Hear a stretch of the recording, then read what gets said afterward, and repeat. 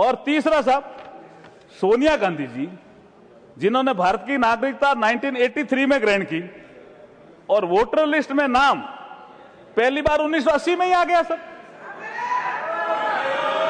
नागरिकता तो बाद में ग्रहण की और वोटर लिस्ट में नाम आ गया 1980 में।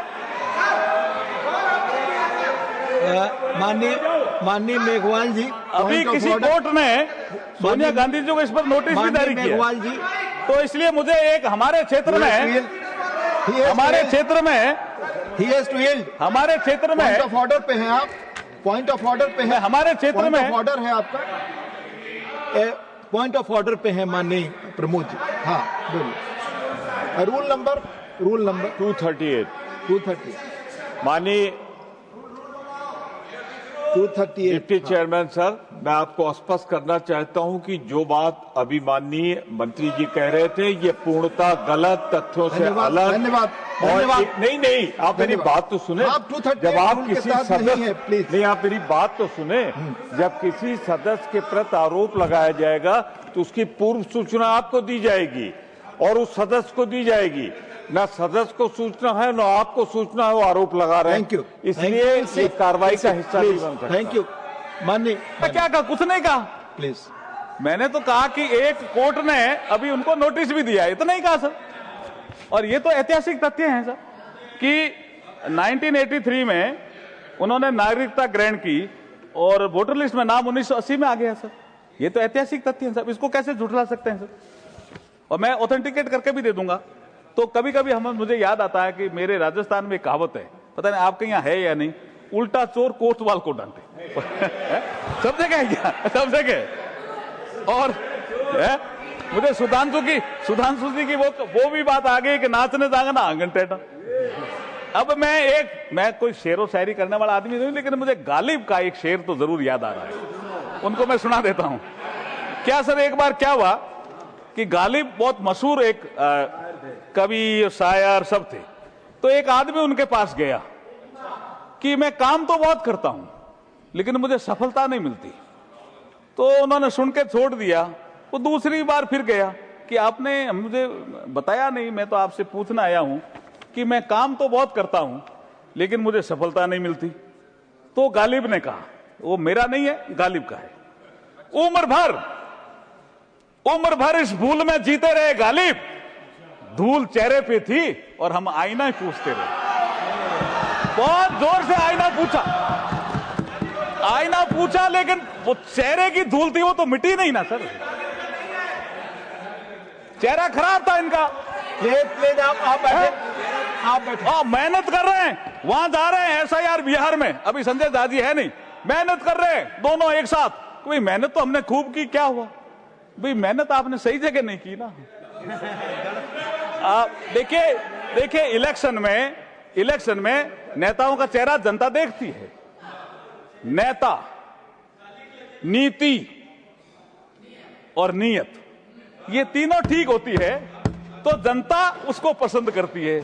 हमारे नेता की नीति भी ठीक है, नीयत भी ठीक है, नेता भी पॉपुलर है। आपका नेता इतना पॉपुलर नहीं होगा, या तो नीति भी ठीक नहीं है, नीयत भी ठीक नहीं है। हाँ, चेहरे पे धूल है और वो आईना पूछ रहे हैं, तो कैसे आपको रिजल्ट मिलेंगे? इसलिए आप जब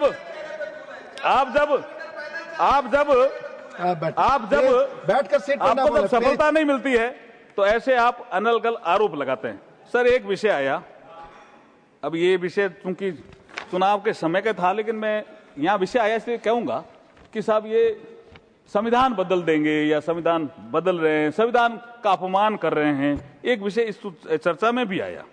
मैं आपको कहना चाहता हूं कि नरेंद्र मोदी जी के नेतृत्व में 16 वर्षों के सेवा काल में हमने 22 बार संविधान बदला। ऐसा नहीं है कि नहीं बदला।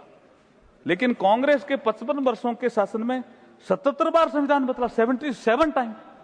इनको याद नहीं आता क्या? और इन्होंने कैसे बदला, हमने कैसे बदला, मैं बताता हूं। अब आप देखिए कि अब पहला संविधान संशोधन होता है, पहला, चुनाव ही नहीं हुए सर, आप तो खुद पत्रकार रहे हैं। पहले संविधान संशोधन के माध्यम से freedom of speech and expression को कर्टेल करने का ही काम करते हैं। अब विरोध भी होता है लेकिन ये कर देते हैं। 24th कॉन्स्टिट्यूशनल अमेंडमेंट, संसद के नागरिकों के मौलिक अधिकार कम करने का इन्होंने काम कर दिया, इसकी भी आलोचना होती है। फिर 39th constitutional amendment, Allahabad high court ने इंदिरा जी के चुनाव को निरस्त और अमान्य किया। इन्होंने संशोधन से प्रधानमंत्री पद की न्यायिक जांच पर भी प्रतिबंध लगा दिया। ये ऐसे संविधान संशोधन करते हैं। और जस्टिस एचआर खन्ना साहब ने इंदिरा गांधी के खिलाफ जजमेंट दिया। ये उनकी अथॉरिटी की और संवैधानिक संस्थाओं की बात कर रहे हैं। सुप्रीम कोर्ट को उस समय एचआर खन्ना साहब सुप्रीम कोर्ट में ही थे। जस्टिस एचआर खन्ना ने चुनाव में इंदिरा जी के खिलाफ जजमेंट दिया, लेकिन सीनियरिटी के आधार पर जब उन्हें सुप्रीम कोर्ट का सीजीआई बनाना था, तब इंदिरा जी ने सीनियरिटी ब्रेक करके उनने मुख्य न्यायाधीश नहीं बनने दिया और एमएच बेग को मुख्य न्यायाधीश बना दिया। सब ये किस मुंह से बात कर रहे हैं साहब सुप्रीम कोर्ट की, मेरे तो समझ में नहीं आ रहा। फिर आपका 42nd कॉन्स्टिट्यूशन अमेंडमेंट, जिसमें कांग्रेस इंदिरा जी को लगा कि अभी चुनाव होगा तो हम हार जाएंगे, इसलिए लोकसभा की अवधि 5 वर्ष से बढ़ाकर 6 वर्ष कर दी। ये भी देखो इन्होंने किया। और प्रधानमंत्री कार्यालय के ऊपर एक गैर संवैधानिक संस्था नेशनल एडवाइजरी काउंसिल की इन्हीं के समय में बैठाई। अब हमने क्या किया? हमने इमरजेंसी भी लगाई, वो भी एक विषय था। हमने क्या किया? हमने साबानो केस, सुप्रीम कोर्ट ने फैसला दिया और इन्होंने उलट दिया। प्रोग्रेसिव फैसला था और इन्होंने उठ दिया तुष्टीकरण की नीति के कारण, और हमें ये उपदेश दे रहे हैं। हमने जो संविधान संशोधन किए, हमने 101वां, जब जीएसटी लागू होना था इस देश में, तो हमने 101वां संविधान संशोधन किया। हमने national commission for backward class को संवैधानिक दर्जा देना था, तो हमने संवैधानिक संशोधन किया। हमने 10% reservation for economically weaker section को देना था, ईडब्ल्यूएस करके, तो हमने संविधान संशोधन किया। लोकसभा और राज्य विधानसभा में SC/ST के लिए आरक्षित सीटों को 2030 तक बढ़ाना था, तब हमने संविधान संशोधन किया। फेडरल स्ट्रक्चर को मजबूती देते हुए अदर बैकवर्ड क्लास के आइडेंटिफिकेशन करने के निर्णय का आधार राज्य की सरकारों को देने का काम किया, तब हमने संविधान संशोधन किया। और संसद और विधानसभाओं में मातृशक्ति को 33% आरक्षण देने का काम किया, तो हमने संविधान संशोधन किया। हमने संविधान संशोधन ऐसे किया, इन्होंने संविधान संशोधन कैसे किया? माननीय मेघवाल जी कंक्लूड करें। अच्छा, कंक्लूड करने का विषय क्या? जी जी। अब एक चीज तो मैं कहूंगा, एक चीज और कह करके मैं करता हूं। एक कहता हूं, देखिए इन्होंने कहा साहब आरक्षण ये समाप्त कर देंगे। डीप फेक का उपयोग करके 2024 के चुनाव में ऐसा चला। इसी राज्यसभा में मोदी जी ने बोला कि नेहरू जी आरक्षण के खिलाफ थी। उनका उन्होंने एक पत्र पढ़ा तो उधर से हटा दिया और नरेंद्र मोदी जी के नाम से चिपका दिया। लेकिन मैं कहता हूं, काठ की हांडी बार बार नहीं चढ़ती, एक बार ही चढ़ती है। उसके बाद आप देखिए, हरियाणा में चुनाव हुआ, हम जीते। महाराष्ट्र में चुनाव हुआ, हम जीते। दिल्ली में चुनाव हुआ, हम जीते। बिहार में चुनाव हुआ, हम जीते। हमने चौका लगा दिया और 2026 में 6 राज्यों में चुनाव में हम छक्का भी लगाएंगे। इसलिए मैं एक और लास्ट में आप कहो तो एक पढ़ दूं आपको कोई, ये एक विषय जो इससे जुड़ा हुआ ही था। आपका समय खत्म हो रहा। क्या समय आपका जो निर्धारित है वो खत्म हो रहा है? समय निर्धारित पार्टी के दूसरे वक्ता का समय जाएगा आपके पास। ये कहते हैं कि ये जो सीसीटीवी फुटेज देने का विषय एक रह गया, मैं इसको स्पष्ट कर देता हूं कि 45 दिनों के बाद हम इसको नहीं रखेंगे, ऐसा क्यों निर्णय किया? मैं सभापति जी कहना चाहता हूं, धारा 81 के अनुसार चुनाव परिणामों को चुनौती देने वाली इलेक्शन पेटिशन जिसको कहते हैं कि समय सीमा 45 दिन है, इसके बाद चुनौती नहीं दी जा सकती। इसलिए 45 दिनों के बाद फुटेज रखने का कोई कानूनी औचित्य नहीं है। इसलिए हमने इसमें जो ये प्रावधान था उसके अनुसार ही संशोधन किया। और उसके बाद एक तो ये आप सुन ही लो साहब, ये मेरी एक छोटी सी आपकी पार्टी का जा रहा है, छोटी सी एक कविता है। ये कैसा विरोधाभास है? निर्णय आपको देना था, इसलिए कह रहा हूं। आप जीते तो ईवीएम ठीक, हम जीते तो ईवीएम खराब। ये कैसा विरोधाभास है?